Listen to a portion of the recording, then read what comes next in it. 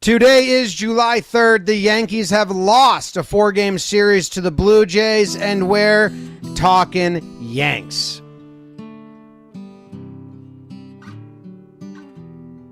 The Yankees played bad. Let's recap the sad. How much more can we take? As the loss column grows, try to enjoy the show. It's time for Talkin' Yanks.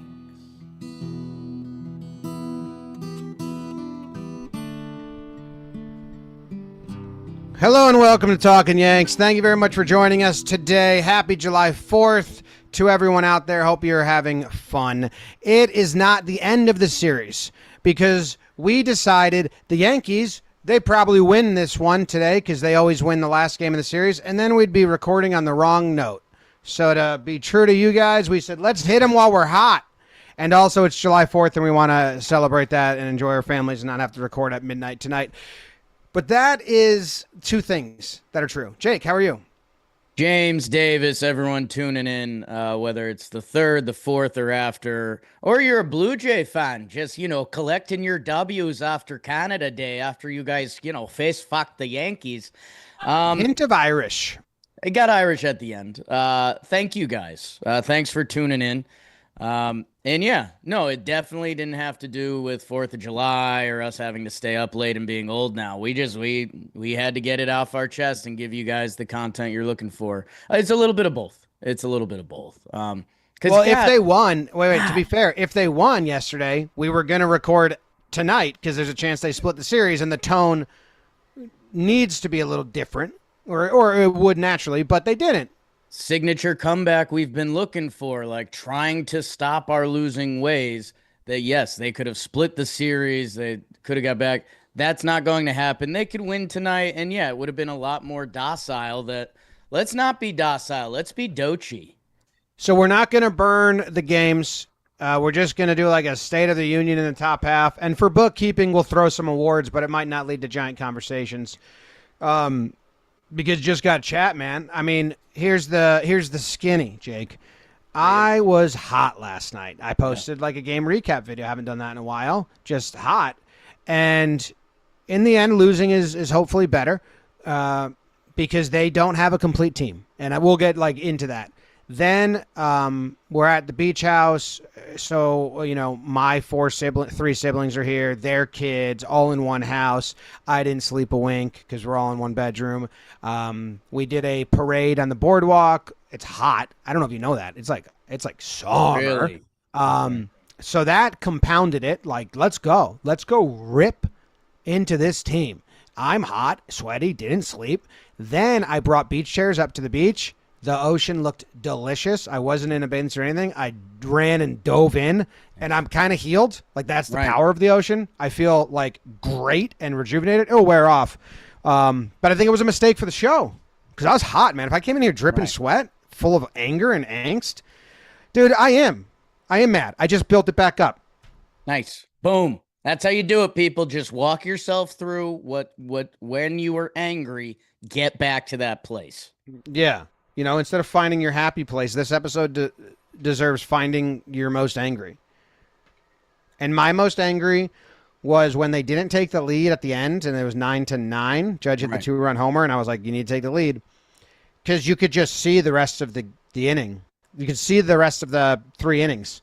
And I think my walk away from it is the most nervous I've been because they couldn't complete that game. Like, I know Boone and them will say, we think we're good. No one else, like, they couldn't. The offense had to do it themselves. The bullpen and the bottom of the lineup could not complete that game. Like, it's not in them. Those parts of the team are not above average. They're not game-changing. They're not anything you can lean on. Like, if Judge and Stanton and Belly didn't take the lead, and now it becomes the bottom of the order and the bullpen, they're losing. That's not like a one-off. They're bad in those regards, and it's not going to get fixed unless you bring in new people. Like, it's it's bad. Yeah, there's new people would obviously help, and I'm sure we're going to drift into that a little more as we've done some trade deadline stuff and daydream of potential people that could be brought in. I think the problem for me is even with the people in house, there's some identity stuff that we can do that the Yankees don't want to do. That whether it's playing Peraza at third base, which would have Jazz at second base, because then you'd have an identity there. You have a very good defensive infield, and when Peraza comes up, you say, okay, this is a punt at bat. Like, either tell him to take 3 strikes and sit down, start bunting, or swing at every first pitch, like I've been mentioning. Like, they just need an identity, and they currently don't have it. And now that Judge is getting intentionally walked, I think he's an intentional walk away from breaking the Yankees season record by Mickey Mantle. That, like, okay, so teams have found that you can unplug a little bit of our power. I mean, literally and figuratively, with not attacking Judge, that there's a ripple effect throughout the whole team. And like you're saying, the back end pitching, losing Cruz, and I know we've had an up and down ride with him, but with losing Cruz, Weaver working himself back from the IL, and then Williams, who, I don't know, not in a 9th inning up 2 or 3 save situation. And then our catchers are brought into play. The other thing looming here is the division. Here we are against a division team taking advantage of us, taking extra bases that I remember tweeting out a couple weeks ago. And like, Jim, the more and more we do this, sometimes the more and more confidence we actually get, year 8 or whatever, that, I had to give myself a little bit of a double take a few weeks ago when I was like, oh boy, here come the division games. This is starting to get actually scary. While the Yankees have like a 6-game lead in the division in, mid-June, dude, 6-13 since then. And people were pointing at the schedule like, it gets easy. There's Baltimore, there's Oakland. It doesn't matter because the Yankees aren't a good team right now. Yeah, their weaknesses are there. Like early in the season, let's see, I don't know if I want to make this point or go to a more broad stroke point at the start. But I'll finish that one for the people that are care. Earlier in the season, like Volpe was like finding hot streaks. So, and Oswaldo was giving you at bats. Like I think his slash line was bad, but I still felt good about it. He was like battling. He would come through like in bigger moments with runners in scoring position. Volpe's turned back to who he is, and Oswaldo's hurt, and Peraza and DJ are giving way. Not that Cabrera was giving us a lot. Peraza and DJ giving way less. Now the bottom of the lineup is there. Like Volpe leads. He's second in the majors in runners left on base. That's not happenstance. That's right. Teams identifying how to pitch to the Yankees and being like, put him on base. He'll just swing at a ball and float one or top one because he swings so wild that he rarely squares it up. So that's like, I think, a true thing that's happening and why teams are now easierly navigating them. While some stats on the offensive side are still great. Like you could still be like, we got 6 guys over 100. Judge is hot lately. Rice is hot in his last 14. There's Bellinger's been hot lately. There's some others, but it's like, yeah, because they're navigating the lineup easily and picking their spots. My other big point was, and I don't know if you can want to respond to that because I'm going to change to an overarching thing. Keep rolling. In 2022, they were really good. They had a big division lead. There wasn't really a race. There wasn't that many good teams in the AL. And we begged them to use that cushion to test out people in other places, figure out flexibility, get IKF off a shortstop, get other people run places. So in the playoffs, you're prepared for it. Right. They didn't do it. It bit them. IKF got benched. They started 2 rookies at shortstop. In 2023, they were horrible. In 2024, last year, they were really good. They were winning the division. There was a lot of cushion, and we begged them to find versatility. Like, don't just get stuck with Verdugo in left. Maybe try Glaber at third. They tried that. Like, we were like, use the cushion you have. This year, they had a lead in the division. It was looking decent after the first 2 months, and they decided to do that. And, like, let's make sure Rice gets reps behind the dish. Let's make sure, like, Jazz can play third in case that's needed moving forward. Let's put Peraza all around the infield. Like, they've chosen spots to do that, and that's why at first, I know you've been against it, and you're on the right side of that coin now, but I was like, yeah, do it. Like, we wanted you to do this now, but now there's no lead in the division. There's no cushion, and that was my big point that I wanted to drive home on why I recorded the video. I was like, you have to stop now. Like, you have to stop now. You have to find stability, find where you want guys at their best spot, because you don't have that cushion you had in 2022 and 2024 when you didn't do that. So, like, I appreciated the thought, but unfortunately the circumstances have changed. Jazz has to go to second tonight. Tonight. He has to go to second tonight. And I do think there's like 30% chance he does. Right. Well, we kind of thought it was coming the other night. Hey, guys, we just want to get out our Yankees thoughts, and they're all brought to you by SeatGeek. Today's episode is sponsored by SeatGeek. Go to the stadium and hey, boom, put Jazz at second. Coda, God, you know what might be fireworks this weekend?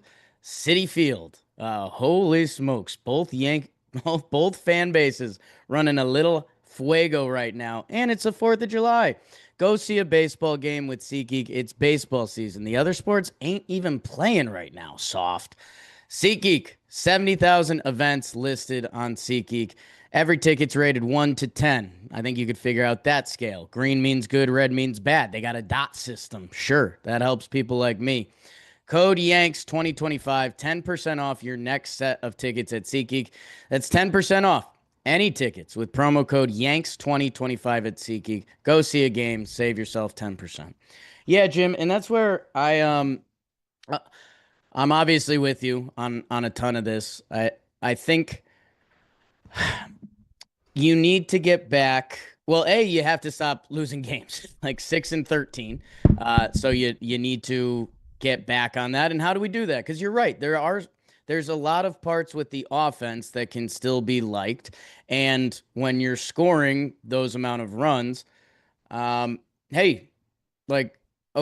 And there's guys on the team that get paid to score runs. It's Judge, it's Cody, it's Stanton, it's Jazz. Like, it's a lot of the guys you mentioned that are contributing. Obviously, you need other guys to step up from time to time, whether that's Trent, Rice, whoever. But there's parts of the team that are hurting the team now regularly, and it's defense. And it's the same stuff. It's the same embarrassing stuff we heard about that there was a part of me that thought playing Jazz at third was legitimately a smoke screen to be like, hey, guys, we don't need a third baseman when it comes to trade deadline to try to, like, negotiate from a better place of power. That's problematic. That the ball in game 2 that went through that Vladdy hit that just went through Jazz. By the way, in the game 2, when the Yankees rallied back for a second and there was a little bit of hope, those were 2 Blue Jay errors. Like that, the ball went through Clement and the ball went off Vlad. So that wasn't even like rally ball that we saw yesterday, and it was exciting and it was very close to being a signature win. But what if Devin Williams did pitch a clean 8th? Like, he's not coming back out for the 9th. So, like, I would have loved to see that play out. The Yankees, and if he didn't give up the lead, would they have pinch hit for Volpe? No chance. That I'm interested to see where they go. I don't know if we have the Wells news or where that's at, but this flashbacks to last year. Remember when Austin Wells, not only did he have a hot summer hitting, but he also was our throwing catcher. That it was like, oh, that's right. When you play baseball, you need a catcher that can throw out runners. And it was a tough scene for Ben Rice last night, and that's a division opponent taking extra bases on them. Jim, I hope you didn't watch the replay, the high home of the double tag up, the sac fly with Springer and Vladdy, because you're not going to like where Volpe is on that play. He's never been coached, dude. I know. That the Yankees, hey, why are we losing games right now? Our pitching is a little thin, and some of that makes sense. Weaver just came back. Cruz is hurt. Okay, that checks out, and that happens over the course of a baseball season. But it's back to the defense, so we need to get back to defense, and Jazz has to go to second, and it's got to be Peraza at third. I know we're throwing away at bats, but I don't care. I don't care. Go watch, Jim. You know how the Yankees gave up their 8th run yesterday? Exciting stuff.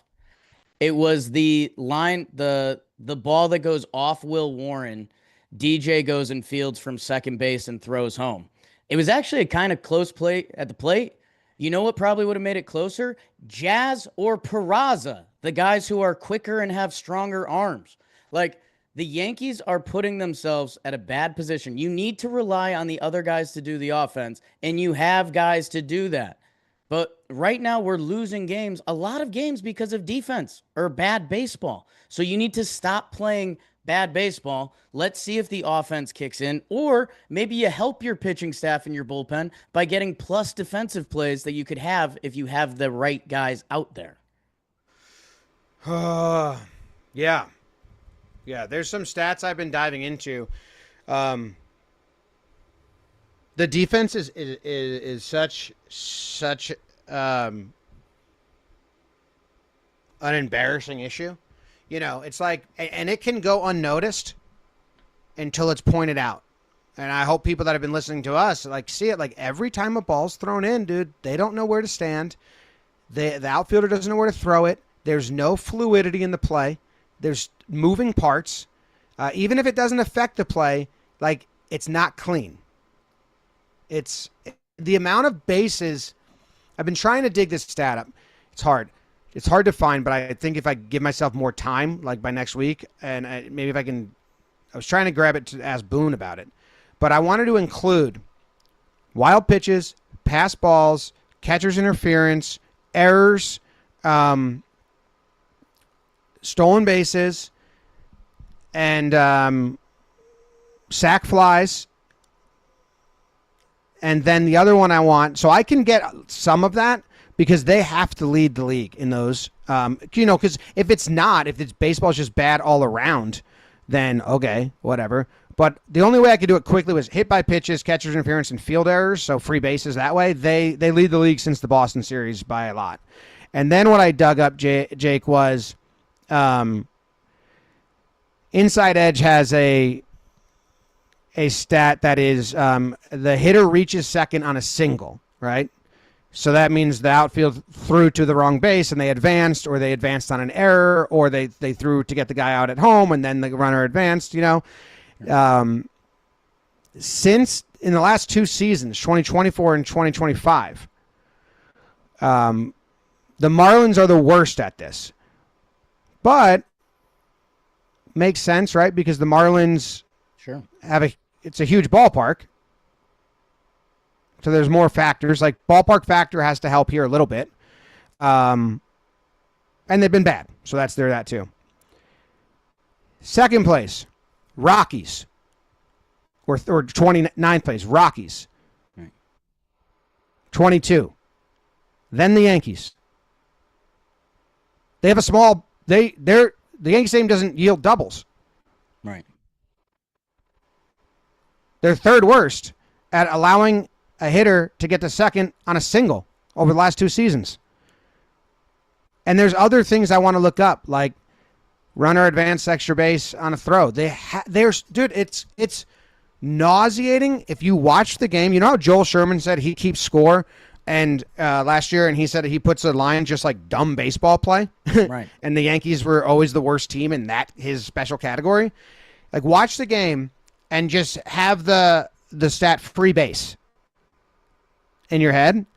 It's insane, dude. Kirk got a double yesterday. Right. He's a ball with legs. Right. Like, he got a hustle double on him. Right. That's crazy. Kirky. Or there's been, and this is a hard one, there's been so many times when I look up these plays that it's a ball off Volpe's glove, then slow rolls, and then runners advance on that. because he'll get there, but he won't stop it. And it's just enough for the truthers to be like, that's a tough play. Like he's moving pretty far, but it's like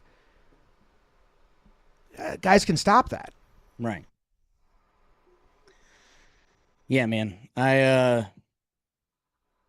don't know. Because going back to last year, it was, it was kind of, you mentioned Joel Sherman and like how excited he was. I remember that one show where he's sitting there and he's like, yeah, the Yankees probably are going to win the AL because they can outslug everyone. But if they don't, it's going to be horribly ugly in a collapse. And that's kind of what ended up happening. That, the Yankees, the elephant in the room that will start getting talked about more is the two AL Central teams they played to get there last year were not mighty teams at all. Are teams that currently aren't in the playoffs this year without a lot of the fabric of their team changing. So, yeah, I don't know, because there's parts of it that we liked early on. That dude, Cody Bellinger and his versatility from being able to go from the outfield to first base last night and what that provided them late in the game and what that can do. Judge being back in right field, like, as I've watched Denzel Clark and some other center fielders this year, watch Miles Straw this series. Like, Miles Straw has been the difference in a couple of these games. There was the Volpe ball that almost got down. There was a couple at the wall in the warning track. But he is part of what Toronto's identity is, which is putting the ball in play and playing defense, which, hey, when Toronto went and made their offseason plan this year and they said, hey, how do we get back to the playoffs? How do we help our team be better? What do we want to do? And who in our division do we have to worry about? Well, the Yankees actually just made it to the World Series and they look to be pretty good again. How do teams beat them? Oh, running, defense, and putting the ball in play. That's what Toronto did. That's who Andres Jimenez is. That's who the other guys they filled out their roster with. And we're seeing it this series. And there's also like sports here, which, okay, Jake, awesome. Little analysis for everyone. There's sports here.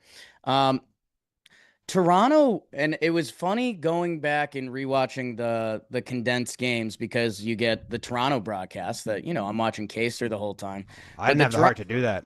The Toronto broadcast, they're talking about how there's blood in the water this series, and they're talking about how the Yankees don't play great baseball, and like, it's walking Judge, and they're like, that's a no-brainer, like, absolute. Like, I was very interested to see because I think it's Dan Schulman who calls the games for Toronto, and he's really good.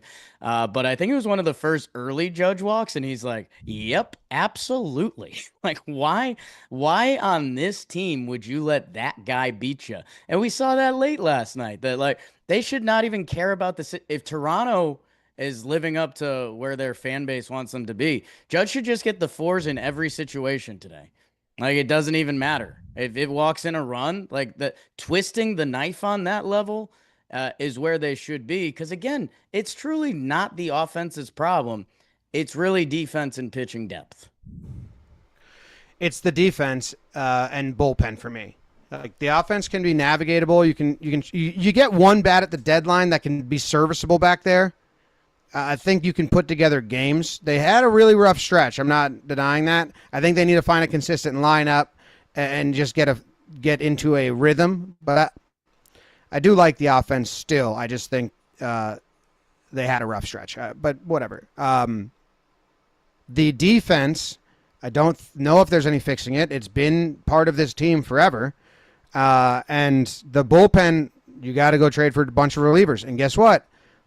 Asking prices have been high. We saw that last deadline. We talked about, you pointed that out last episode. Like, but you can't lose out. You need to go get some relievers. These guys are already toast. Right. Like, Leiter's already gotten the Talkin treatment. And they had the DFA Talkin because they use him so much. Like, Leiter's like just been run out there to die. Hamilton is not lasting at this pace.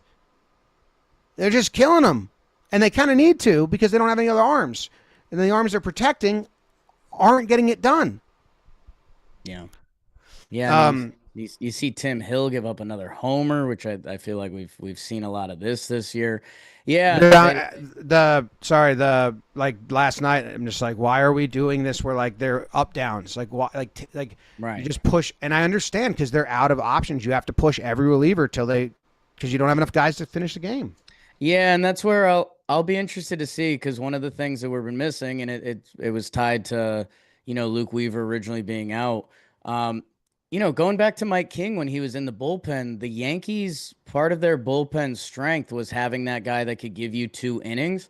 Because in a way that like rested 2 guys, and it there was a ripple effect of that carrying over that I'll be interested to see what they do. The Luis Heel process is obviously going to be very interesting to watch and see how that develops. Ryan Yarborough and whatever they're trying to do back there, which, hey, again, for the regular season, if Yarby can come in to blow out games and give you 65 bullets, that would be a huge asset to have. But while during that same process, we need to worry about, okay, this team does get to the dance, which isn't as clear as it was a few weeks ago. But how do we get through a game? Because the game plan is okay, playoffs. Let's say it's a starter for 5. You're hoping for a 6 out of Frieda Rodon, but let's say it's 5. Okay, Williams Weaver. Let's mentally chalk that in for 2. You're hoping to get a little more out of Luke. Right now, you're praying Lasagna kicks into gear. Can Tim Hill get a lefty out? Fernando Cruz, what's that look like in a playoff series? It's where I'm interested to see what's available at the deadline, how the Yankees are going to treat it. Because of relievers that get traded / the price tag they get traded for, I think our best bullpen option is going to be Luis Heel, and I don't know what that looks like. I'd love to find out. And will the Yankees even find out? If Luis Heel comes back, do they just start him the whole time and they go, playoffs, bullpen Heel? Ooh. And it's like, no, practice stuff. That goes back to what we talked about for early on this season. Because I think what's going to be available at the deadline is starting pitchers. I mean, to a degree. But I think you can get a starting pitcher that can give you innings the rest of the way, even an Eric Fetty or someone like that. Someone who's an MLB pitcher who you hope for 11 starts, gives you that 4 ERA and a couple nice outings. But a high leverage reliever, there ain't a ton of those on the market that I'm guessing as of right now. They get an MLB starter, throw them in there. I think they're going to find a Matt Blake project guy, which is nice. And like Fernando Cruz, in a way, has been a fun sample of that. But I still don't know if that person's going to be a part of October. So I'm interested. I saw some people comparing it to the 2017 deadline. The bullpen was rough there, and they went out and they got 2 relievers. Oh yeah, they got Canely and Robertson and like really revamped that. So if there's something on the table like that, I think they have to push the button.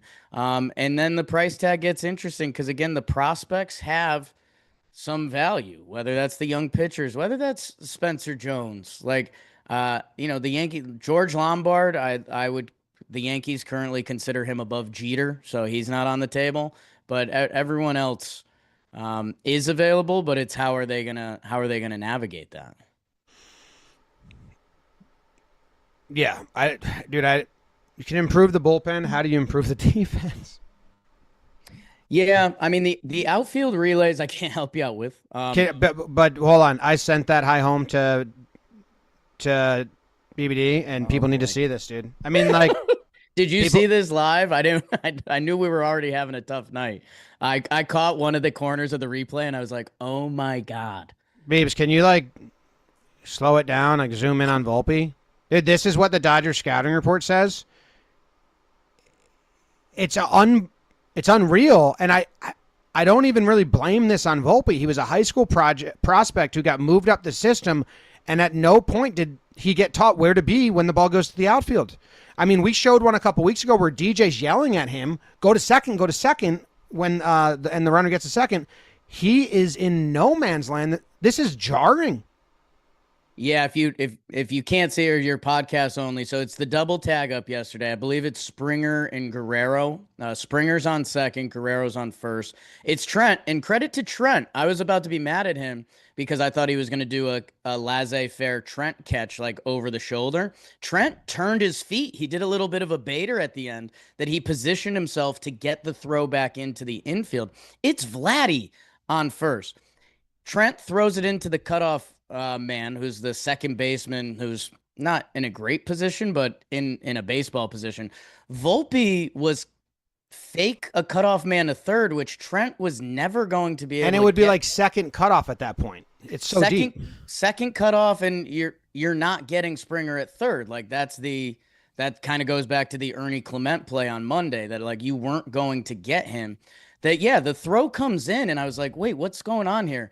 DJ catches it at second, and Volpe and then Vlad are in a race to the bag. That like, okay, in this game, this magnificent Yankees offensive comeback, if you make one of these defensive plays, if Vladdy gets tagged out at second there, trying to steal a base for no reason, that's a momentum-changing moment of the game. Instead, you just gave up another free base. That I don't know what's up with that. And if I'm being honest, I think Volpe's offense is now, it's taken him to the field. I think the Yankees, that Volpe thought that his offensive breakout was happening. I think it tied into him playing a strong reactionary shortstop for the first couple months this year. The offense started to slowly leak down. The Volpe questions were starting to pick up again. It's now leaking into his defense. And we saw when we overanalyzed that press conference, which we don't want to do, but Volpe's in his head right now. And he's got people questioning his decisions on the baseball field that has him questioning his decisions on the baseball field, which going back to sport, welcome back, everyone.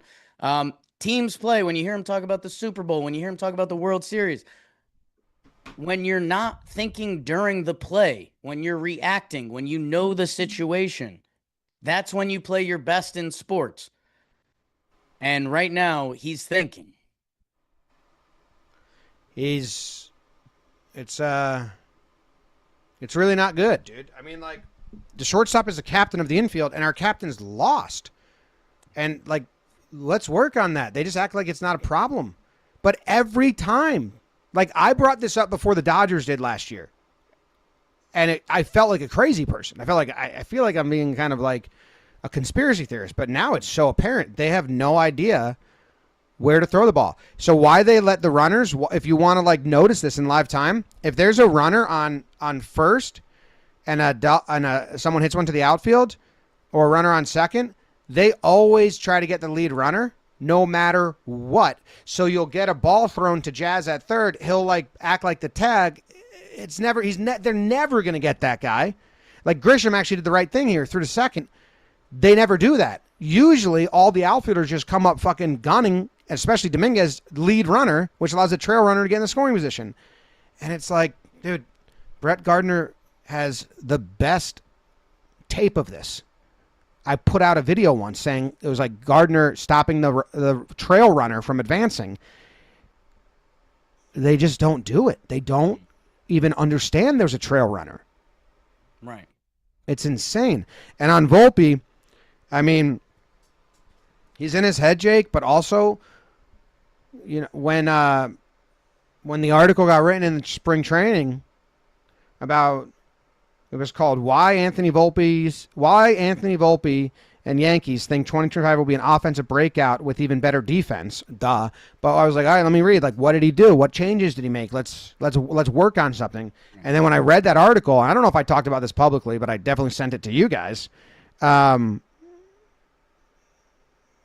said the changes he's making is, I feel like I can impact the ball a lot better and just take my natural, normal swing, which I feel plays.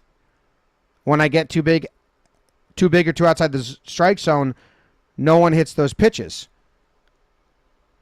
Like, there's so much wrong with that. Right. Now, people do hit those pitches. You don't. And other people just don't swing at them. You do. And that's not any changes. And then he said, I think going through 2 full seasons, seeing all the pitchers, how they want to attack me, you build a pretty good database. And I'm going to tap into those things. So I texted you guys this quote. I was like, so no changes? Right. So that why you think you're going to have a better offensive season is because it's your 3rd year in the league and you don't have to do anything?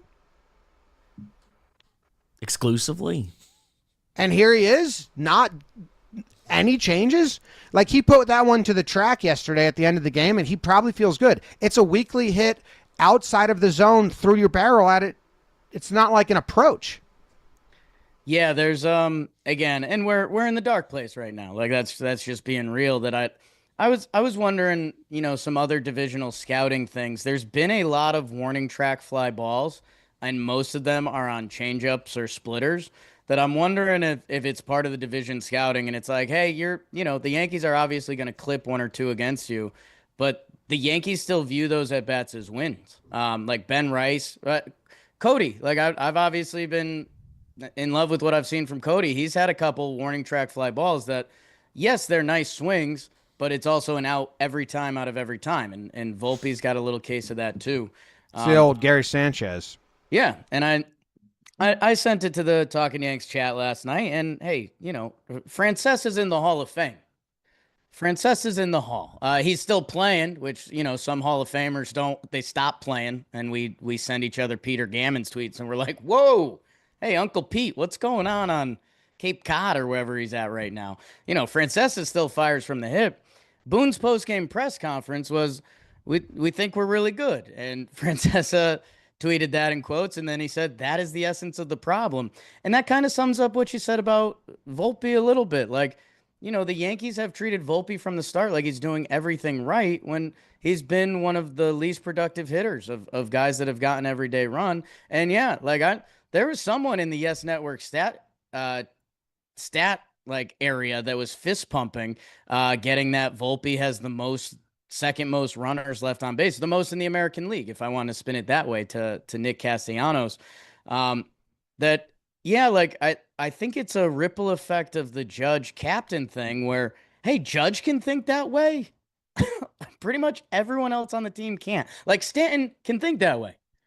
Judge can think that way. Dude, even like Paul Goldschmidt doesn't think that way. There's a lot of Yankees that need a little bit of a look in the mirror. Volpe's obviously in a bad way, and I don't know what you do about it at this point. The thing you do, and for me, it's putting Jazz back at second, because right now Volpe's in his head offensively and defensively, so we've lost his best characteristic. Jazz is, sneaking closer and closer to being saying now, hey, if Glaber got a vote, do I get a vote? Because not really into third base. If I was playing second base this year, I might be starting the All-Star game. Instead, I'm probably not going. Let's get Jazz back on second, and then at least with Peraza on defense at third, I'm getting some defense. I'm getting plays. Because DJ at second base, now we have a whole bad left side of or not even left side. Outside of first base, our whole infield is bad. If Volpe's in a slump, Jazz is at third, DJ's at second, our whole infield is now bad. If you have Jazz at second, Volpe at short, Peraza at third, hey, maybe with some support around him, Volpe can get back to the defense he can play. But you go back to having a team strength that maybe you get an inning double play, or you get a highlight play that can help get you out of this funk. And you know what? Hey, Peraza, he's swinging one of the worst bats I've ever watched, and it's obviously soul crushing to a degree. But you know what you have every night? You have actual pinch hitters. So if the game is close or late and you need an at bat, I'm pretty good with almost everyone coming off the bench. Almost everyone, whether it's Dominguez, Trent, Goldschmidt, Rice, Wells, you have those options. The reason you're losing is from playing defense right now. It literally is the same thing that haunted you all offseason. And you have actual bench options that you need to start planning that way. And hey, we got a camera on Volpe for a lot of different reasons. Go watch the Brian Cashman press conference from a year and a half ago, where he's already taking wins off of how good Volpe's going to be offensively. But right now, I think there's some other bigger picture stuff. Like DJ doesn't have a role on this team. He doesn't. The only role, because I don't think they're going to do what you're saying, and with Peraza just starting at third, which I'm not against, obviously. The only thing I think that, unless they really don't think he can play third at all, maybe against lefties or some pitchers, like they could start DJ there until the trade deadline. This is a fix until then. Right. They have to get an infielder, even if it's like Willie Castro or whoever it is. But you could, and Peraza could be the glove off the bench. Like, let DJ get 2 at bats. As soon as he gets a hit and he's on base, Peraza's got a pinch run. Could be in the first fucking inning. Right. But you could do that. Yeah, I get that. I just think with where they're at defensively right now, you need to reset that. And then, yeah, the other thing, DJ wouldn't have a role come October. And the other thing I'm laughing about, if you're playing someone for their offense, like the last time we did that was like Andujar, and Andujar was setting extra base hit records. Yeah. Like Andujar was like the pulse of the team that year. We were debating, is he the team's MVP for how consistent he was and how many extra base hits he's hitting? DJ, we're saying, it feels competent sometimes. That can't be your offensive. We're playing this guy for offense. Sometimes he feels competent. That's not how this works. The Jays roster is what the Yankees is supposed to be. But Volpe won't play that game. Peraza can't put the ball in play. Right. Like, they're killing us with speed at the bottom of the lineup. And get on, get over. But our guys that are supposed to do that, Volpe's like not fast anymore, or never was. But he grades out like not a fast player. Because he takes a big swing, he's like slow down the line. Which is crazy. Well, he's not in control at any point. His bat looks so big. Beebs, I sent you a screenshot, just one last thing. And again, there's no fix for Volpe. You're not going to go fix that this season. You just have to hide it. But it's not going to get hit because teams are just putting guys on base and then getting to him. But a mental break, something. Look at this trend, Jake. So his last 248 plate appearances, 706 OPS. And then as you go down to his last 199, and it's like clean games, that's why they're odd numbers, 149, 101, last 51, like, man, it's getting worse and worse and worse and worse. And we're not talking about, like, over the last, like, week. Like, each week's getting worse. This is over 249 plate appearances, which is insane. It's plate appearance. Is that like a week stretch or week and a half? Yeah, you got a little choppy there. 50 divided by 4 is 12. That by 4 is 12.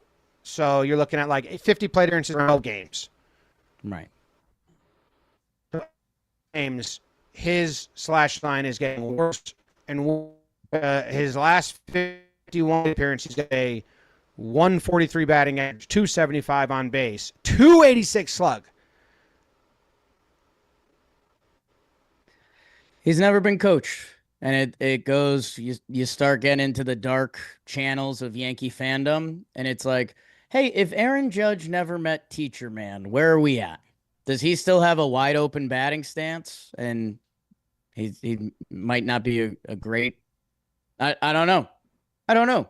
It's just a weird thing because the Yankees have just, again, this is defending Volpe. The Yankees have just told him to keep doing his thing when his thing hasn't been working. It sucks. And it's never worked. Everyone's like, Lombard. Like, why do we trust them there? Volpe was supposed to be a bat first. Right. Shortstop. The bat's not working. And they're like, but his glove. It's like, well, Peraza was the glove first shortstop. Right. But he won a Gold Glove year because the guy that would have won it in a landslide got arrested. Boom. Yeah, man, I don't think we have to do it today, but there's Yankees marketing machine layers to this. There's a lot that I don't know. I think for today, like we just did, it's get back to playing defense. Is there an Austin Wells update? Can he think about this? A week ago from saying we'd mess around at catcher. I kind of need Austin Wells or Escarra at catcher for a little bit. Well, Escarra's looked bad recently too. And Boone said he's ready to go, and he got into yesterday's game, so I'll assume that is true. I think he said he was expecting him to start today. Yeah. We'll find out before too long. All right. Joe sent us a voicemail, and also we'll do awards back into the show. Yeah, warning, the Joe's call is 3 minutes and 20 seconds. Oh. So let's see how it's going. Yeah. Sure. All right. Function. What's your function? I take words and letters and turn it into nouns. The Yankees have been frustrating me. Playing Jazz out of position is like a lesson never learned. Need the Yankees to lock in here. Maybe Volpe is the future. I said I was going to give him toward the end of the year, but they said it wasn't the future. I don't know. I'll give him to the end of the year, and then I'll make a determination on Volpe. I'll give him a little bit of more time. I need the Yankees to win and not take this as like, it's just part of the season. You know, it's got to be lock-in time. That's just what that is.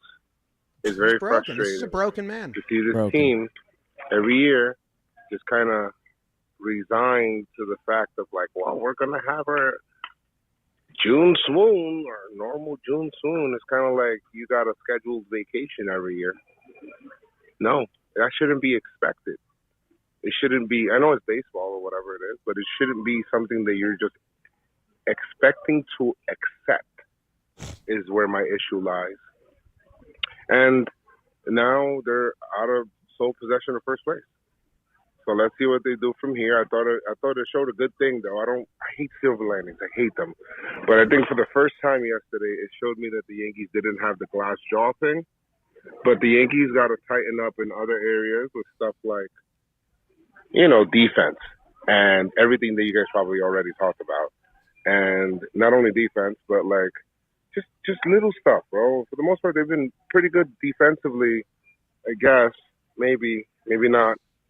In the outfield, Jason's looking better, so then that's good. We don't talk about that enough, it feels like.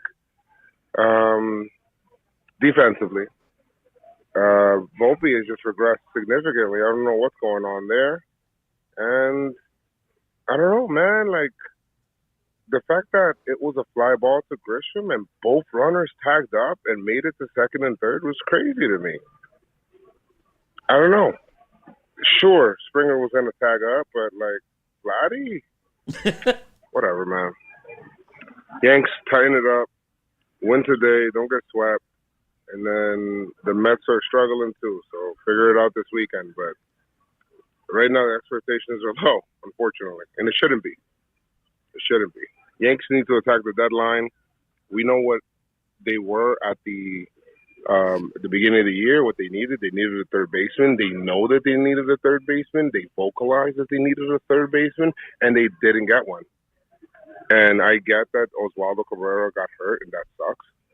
But that shouldn't have been the primary option anyway. He should have been a bench player that comes off the bench and all that stuff. So it comes back down to roster construction and management. So let's see what they do at the deadline. They need to do it.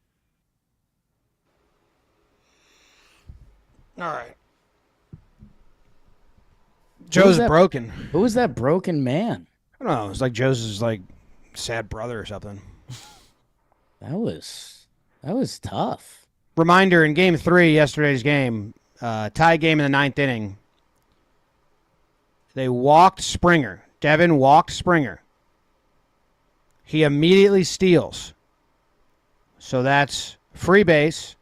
And then with Rice, ninth inning, Rice, free base, Rice catching, free base to get a second. Now with first base open, they intentionally walk Vladdy. Free base, right? 3 free bases. Then fly ball, Springer advances. Normal. They earned that sac fly, but Vladdy advances. Free base for Vladdy. So that's 4 free bases. How do they give up the go-ahead run? Wild pitch. Free base. Right. And then there's a single, and Vladdy comes to score. That's a shit domino. It's the whole inning. It's the whole game. Crazy. All right. Let's do some awards. Yeah, one last thing I want to mention there, and it's the other part that the fear factor is high right now. And this is, some baseball people might take this the wrong way, but how many series have quote unquote mattered for the Yankees this year? And I've got it as the first Subway Series has a little extra juice. Yankees actually won that one. Dodgers series, Yankees lost. 2 Red Sox series, Yankees lost. This Toronto series had juice. The Yankees lost. So 4 out of the 5 series that we you get home, you kind of sit up in front of the TV and all right, let's see what we're actually working with. Yankees are 1-4 in those series. So that's just something to uplift you before we get to awards. Yes. Hey, it's Thursday. You go first. Pride of the Yankees. Pride of the Yankees. Pride of the Yankees. Yeah. Pride of the Yankees is brought to you by DraftKings. Use code Yanks when you sign up with the DraftKings Sportsbook.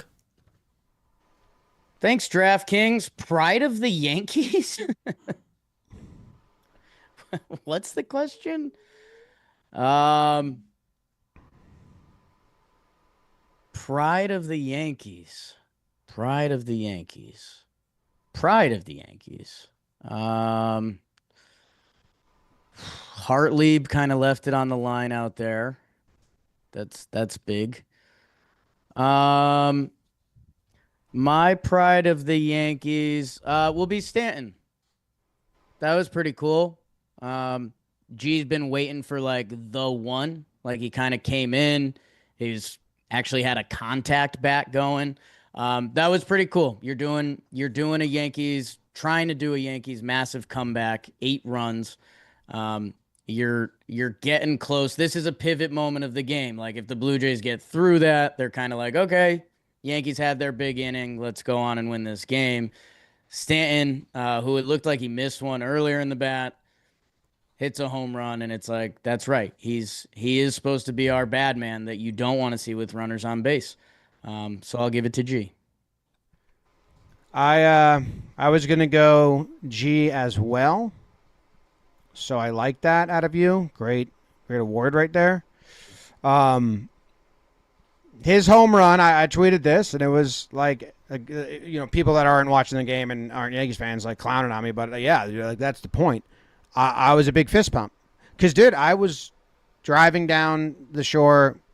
I was I'm gonna put the game on while we drive, so I'm already making the kids and Katie listen to that. And then it's 7-0 in the first. I'm we can turn this off. If you want to do music or something else.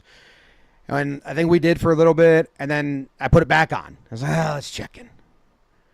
And then it was still 7 or 8, whatever, 8-0 at that point. But then the whole rally started, and I was okay, hey, this is. And then Stan hits that one to make it a 2-run game. I let out a big in the car, oh, and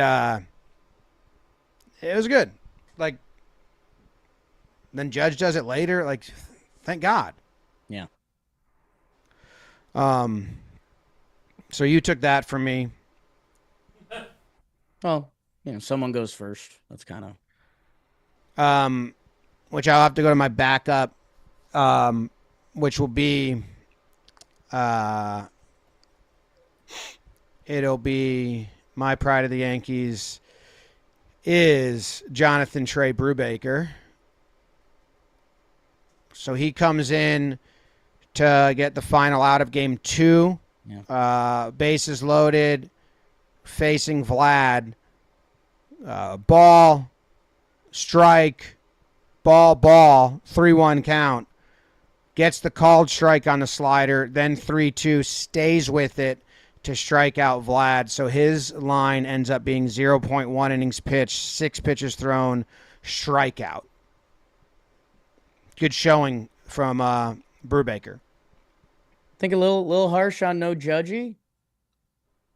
Judgy deserved it. The episode didn't. Okay. That's fair. That's part of being the captain. That is. You got to wear Part stuff of being like the that captain. sometimes. Yeah. Yeah. Okay. So, wasn't bases loaded. It was first and third. Vladdy thought he walked on the other pitch, the 3-1 pitch. Umpire said, let's speed this up. Speed up. So Speed it up. Great stuff. MFer, Yankee MFer. young William Warren. You're gonna go that way. A lot of Tony V talk. Yankee motherfucker. Yeah, I'll go Warren because as we're talking about all of the Yankees' problems, could yesterday have felt differently without 7 in the first? I don't need every bad start to be 7 in the first from Will Warren. So yeah, I'm glad he gave the offense a chance to come back, and I'm glad he still gave them a couple more innings. But that's about as bad as it gets.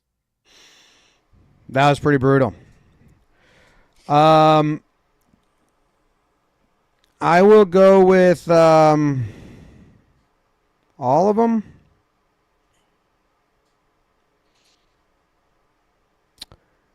I'll go Volpe, man. Volpe. DJ, did he get enough at bats? DJ's numbers are actually good in this series so far. Jesus. He's 3 for 9 with 2 walks? Yeah. What? Volpe's the only one with a bad on-base percentage these 3 games against the Blue Jays? Volpe and Belly. Yeah. Belly also. But Belly can beat out a double play. Volpe can't beat out double plays anymore, dude. Did he do the Benintendi, Jeremy Pena, and like get too muscular and slowed down? Because he used to beat out double plays.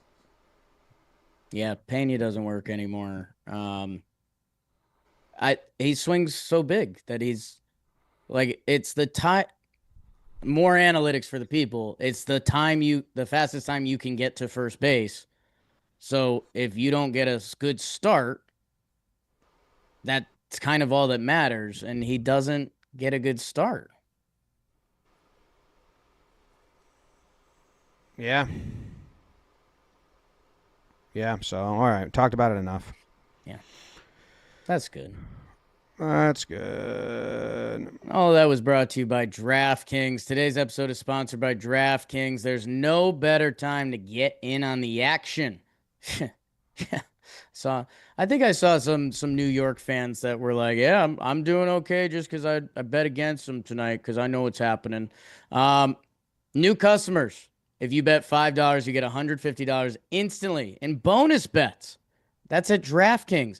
So if you're a new customer, promo code JM Baseball, bet just $5 on any wager, get $150 in bonus bets instantly. That's promo code JM Baseball only at DraftKings Sportsbook.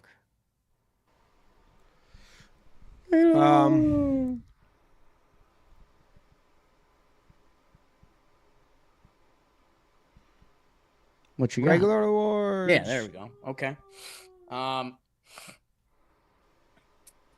I'm going to give out the Hint of Rizzo Award. This is a follow-up continuation of a different award, but for different reasons. Next. Hint of Rizzo Award. Goldy, when he almost got his arm ripped off his body. Bingo, Jim. We talked about Rizzo's insane side, whether it came to hit by pitches or how close he used to come in on bunt situations. And we're like, whoa, this guy, that's kind of where Rizzo would let his Florida shine. That's where he's from. It was like, whoa, Rizzo, you're a little nuts, huh? We saw Goldy's first. You have a little bit of lunatic in you. Trying to catch that ball, I think a lot of first basemen let that ball enjoy the breeze and go visit Judge in right field. Goldy stayed in literally as long as he possibly could. Ernie Clement, I believe, was running. He ducks his head at the last moment that there's not a horrible, hideous, season-changing injury type collision for the both of them.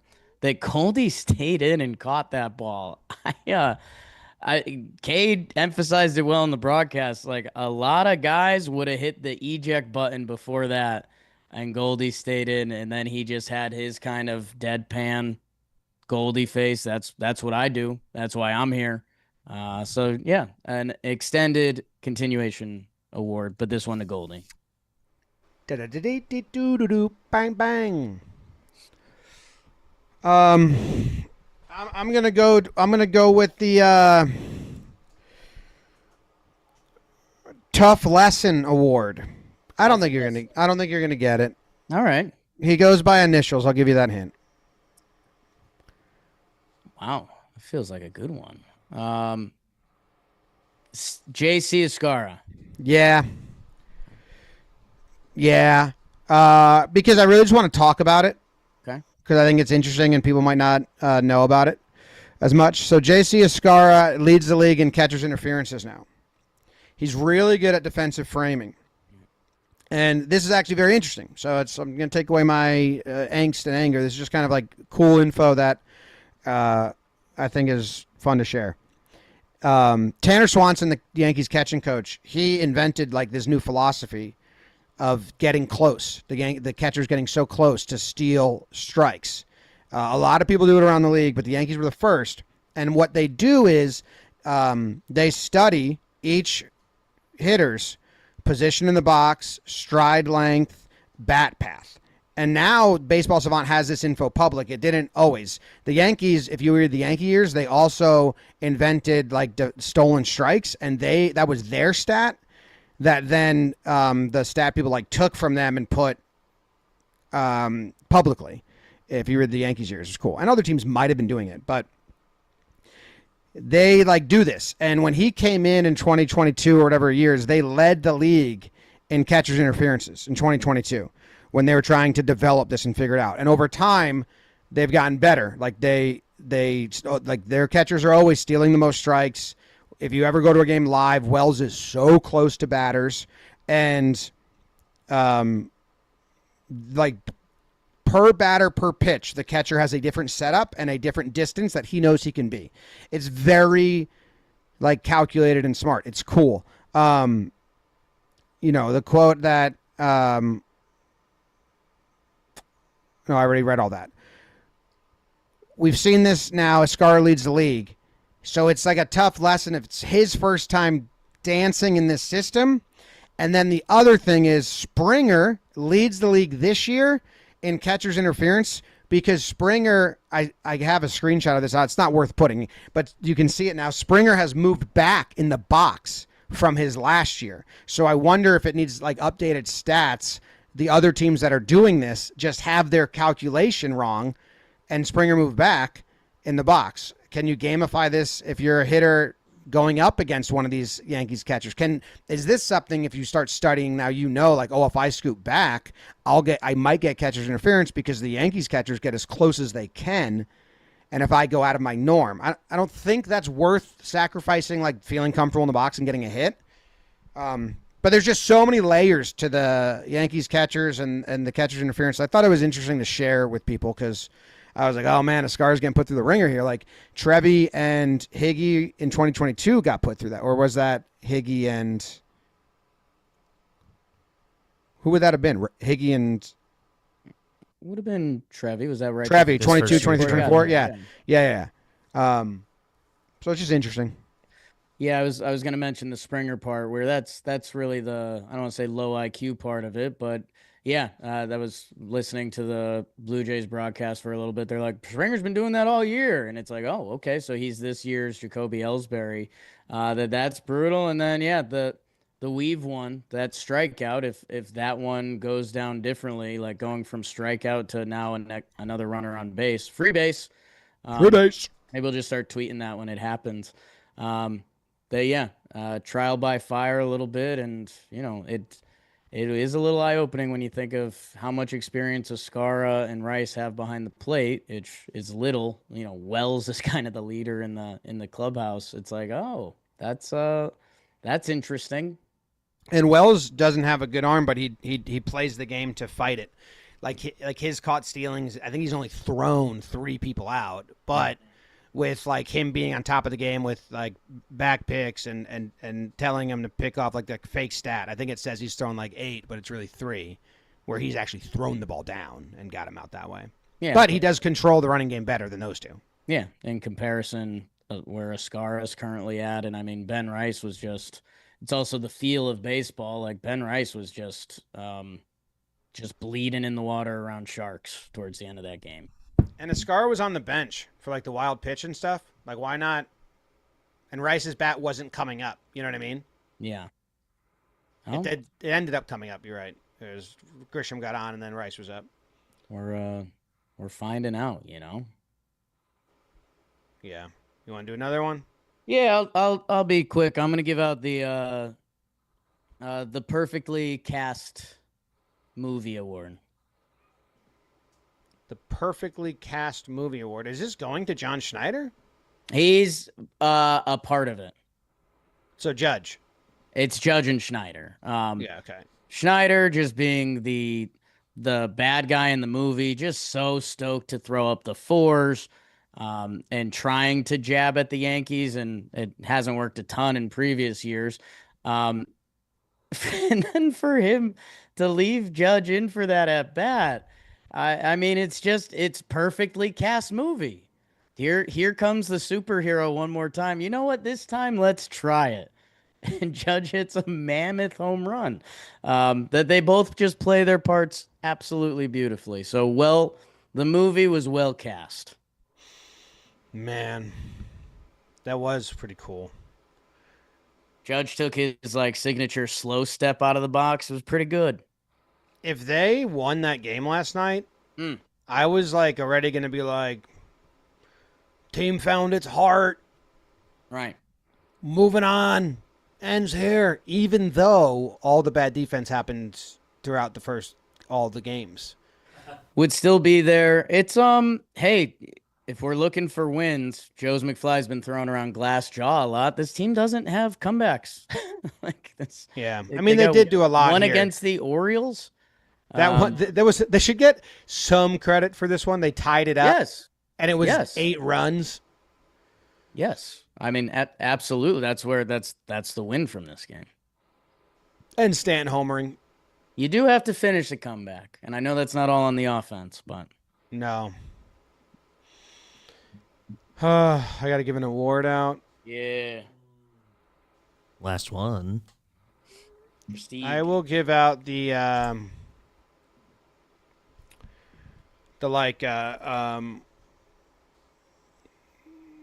wide eye, show the fear. No. Be perplexed award. This is weird. Be perplexed? Yeah, make it known. Make it known award. Make it known. Jazz. Yeah. He's making it more known, like, on the field, Jake. Like, he threw an error, and he was just, like, looking like... Yeah. That one where he had to back up way behind third and fire it, and it skipped. And, like, his face after was just like, all right, like, it's... Like, don't let this wear on him. Because he's providing on the plate. He's doing well with the bat. And, yeah, Jazz, make a couple more faces. Like, I love how unselfish he is. I love Jazz. But, needle it just a little more. I'm not saying make the error on purpose, but, dude, when you feel uncomfortable, like, I'm not minding the little, like, eye rolls where he's kind of just like, jeez. Like, it ain't for me, Skip. Jim, my video looks partially frozen on my screen, so if you can hear me, I figured it out the other day because we compliment Jazz's willingness. The problem is that if a player is willing to sacrifice something for the team, it's supposed to make the team better, and it's not. It's hurting the team. That's the problem. That's the problem. Dude, be ready for a weird lineup today because they have a night game and then have to cross customs. So that takes a long time on travel because everyone's got their passports out and it's not an easy, like, even though it's a short flight, it's a long process. And then they got to get up and ready to play a day game. So this, like, it's a good chance to give Volpe a day. But they probably don't. Like, I'm not shocked if Jazz or Judge are out today. because of the travel shit. I'm not happy about it. Is Stanton probably out? Who's pitching for them? Bassett. It's probably Stanton out today, and Judge gets to DH and day off the turf. Hopefully if it's Wells not catching, then it's Escarra, and Rice is out because he's been doing a lot.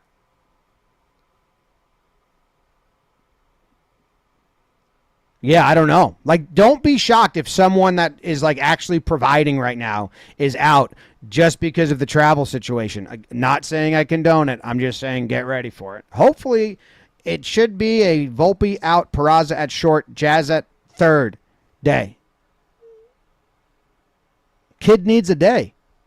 Kid needs a day. I not holding my breath for that. Dude, no chance. I mean, I'd much rather keep Volpe in today and Jazz is at second.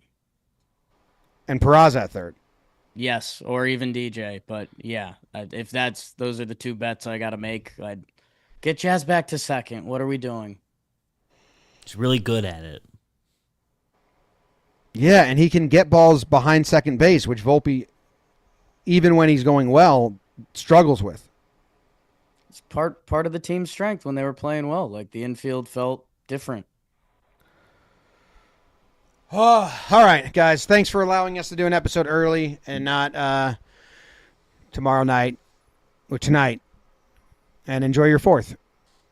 And it's going to be Battle of the New York Slop. Subway Series. Slap him up. Sloppy. Go Yanks. Tell them, Grams. Go Yankees.